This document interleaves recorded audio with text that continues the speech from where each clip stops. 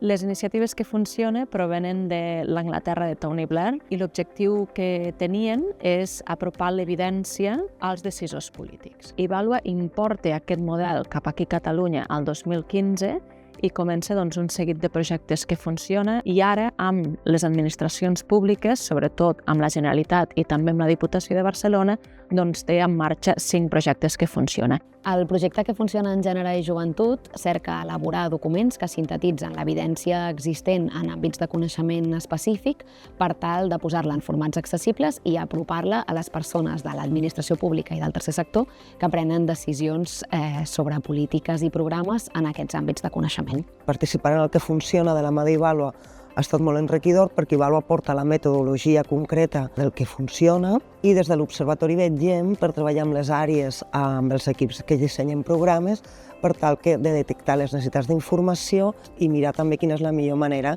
d'aterrar-les al disseny de polítiques.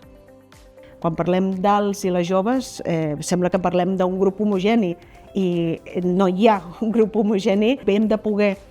tenir en compte quins són aquests elements,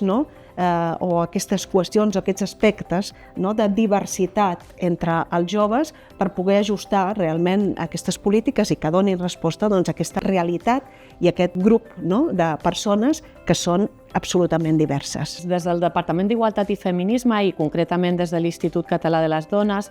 vam pensar des del primer moment que era molt important participar en el projecte que funciona en Gènere i Joventut perquè creiem fermament en la necessitat d'incorporar la perspectiva feminista en el global de les polítiques públiques. Un dels elements característics del projecte que funciona en Gènere i Joventut és la manera de treballar totalment col·laborativa, fins al punt que la decisió sobre quins temes prioritzar per als primers cicles d'evidència, que van acabar sent violències masclistes i salut sexual i reproductiva, també va ser fruit d'un procés de consens entre els membres del grup motor i el grup de persones expertes.